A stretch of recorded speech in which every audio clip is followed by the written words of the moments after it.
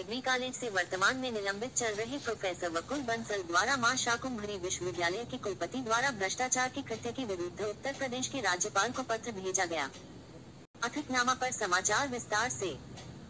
जेवी जैन कॉलेज के वर्तमान में निलंबित चल रहे प्राचार्य प्रोफेसर वकुल बंसल द्वारा मां शाकुंभरी विश्वविद्यालय के कुलपति प्रोफेसर हृदय शंकर सिंह द्वारा किए गए भ्रष्टाचार के कृत्य को उजागर करते हुए अपना प्रत्यावेदन उत्तर प्रदेश राज्यपाल को भेजा है। उन्होंने अपने 05 पृष्ठीय प्रत्यावेदन में 26 संलग्न लगाते हुए कुलपति के विरुद्ध LLM के 18 प्रवेशों को नियम विरुद्ध रूप से करने का आरोप लगाते हुए राज्यपाल उत्तर प्रदेश से निवेदन किया है कि वे कुलपति के विरुद्ध उच्च स्तरीय जांच बैठाते हुए उचित अनुशासनात्मक कार्यवाही करने की मांग की।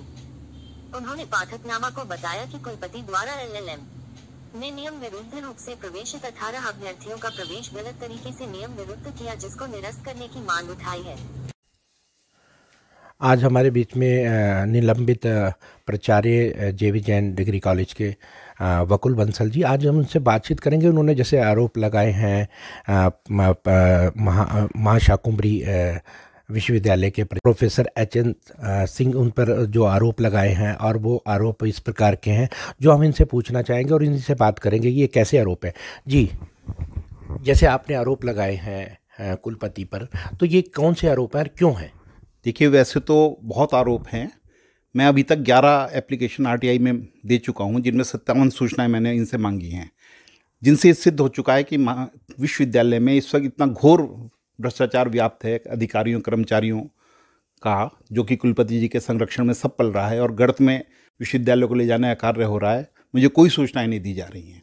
पहली बार इन्होंने ये 2 सूचनाएँ मुझे दी हैं LLM के एडमिशन के संबंध में। मैंने सूचना मांगी थी कि कितने बच्चों ने पार्टिसिपेट किया LLM एंट्रेंस के लिए और कितने बच्चों का एडमिशन आपने यूनिवर्सिटी पोर्टल पर कंफर्म किया।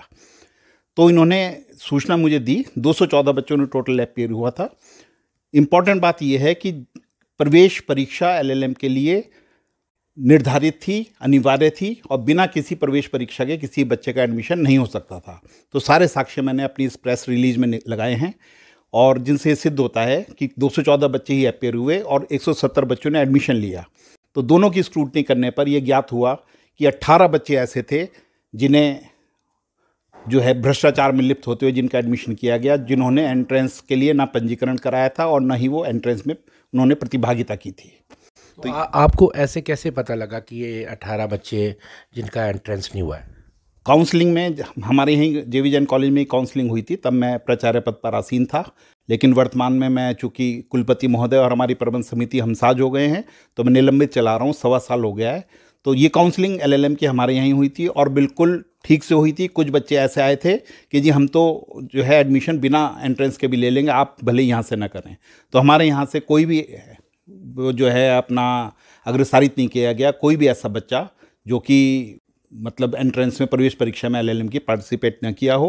प्रोफेसर अशोक कुमार शर्मा जो लॉ के हेड ऑफ डिपार्टमेंट हैं, वो इसके संयोजक थे। तो बिल्कुल हमने तरीके से इसे किया। लेकिन अब जब जन सूचना अधिकार के अंतर्गत विश्वविद्यालय ने मुझे सूचनाएं प्रदान की, तो उससे ये स्पष्ट हुआ कि 18 बच्चे हैं जिनकी लिस्ट मैंने लगाई है, जो एंट्रेंस में भाग नहीं लिया था, उनके एडमिशन बिल्कुल गलत है, बिल्कुल नियम विरुद्ध कार्य है। तो मैंने राज्यपाल महोदया को लिखा है कि कुलपति महोदय के विरुद्ध उच्च स्तरीय जाँच कराते हुए इन बच्चों के एडमिशन निरस्त किए जाएं, क्योंकि एलिजिबल नहीं है, और कुलपति महोदय के और जो भी इसमें लिप्त अधिकारी और कर्मचारी हैं उनके विरुद्ध जो है अनुशासनात्मक कार्रवाई की जाए।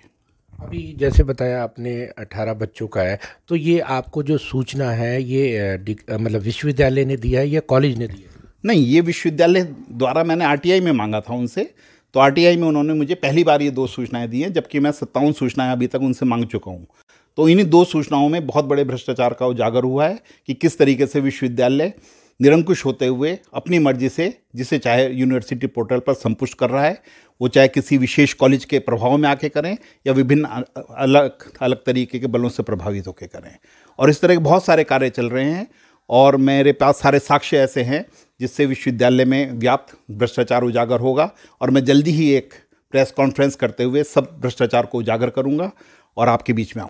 अभी हम बातचीत कर रहे थे वकुल बंसल जी, इनका कहना है कि जो आरोप इन्होंने लगाए, जो भ्रष्टाचार के आरोप VC पर लगाए जा रहे हैं, उन्होंने कहा आने वाले समय में मैं प्रेस कॉन्फ्रेंस करूंगा।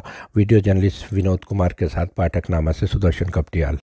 वकुल बंसल जी पाठकनामा ने जब मां शाकुंभरी विश्वविद्यालय के कुलपति प्रोफेसर हृदय शंकर सिंह पर लगाए जा रहे आरोपों के बारे पूछा तो उन्होंने बताया कि मुझे इसके बारे में कोई संज्ञान नहीं, अगर ऐसा हुआ तो इसकी उच्च स्तरीय समिति बैठाकर जांच कर सख्त कार्रवाई की जाएगी। वकुल बंसल जी हमारे एक बहुत अच्छे प्रिंसिपलों में से हैं। जहाँ तक एलएलएम के प्रवेश का सवाल है, 23-24 में प्रवेश समिति के द्वारा ये प्रवेश किए गए थे और अब तक आज की तारीख तक मेरे पास प्रवेश संबंधी कोई शिकायत नहीं आई है। यदि कोई शिकायत आती है तो मैं इसकी जांच करूंगा और दोषियों के विरुद्ध कार्रवाई करूंगा। अच्छा, जैसे ये आपके यहाँ जैसे प्रवेश होता है एलएलएम में, जो एडमिशन देते हैं नए बच्चे एलएलबी करने के बाद, क्या इसमें एंट्रेंस होना जरूरी होता है? ज़रूरी नहीं होता है, परंतु महाविद्यालय मेरे पास कम है और एलएलएम में प्रवेशार्थियों की संख्या ज़्यादा होती है तो उनको स्क्रीन आउट करने के लिए ये एंट्रेंस टेस्ट कराया जाता है।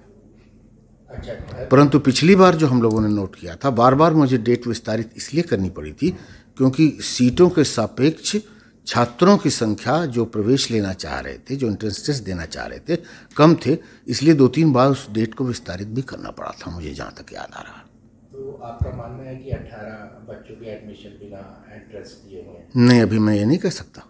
अभी मेरे पास इस किस्म की कोई शिकायत नहीं आई है। जब तक शिकायत ना आए, मैं जांच न करूं, मैं इस बारे में कोई कमेंट नहीं कर पाऊंगा।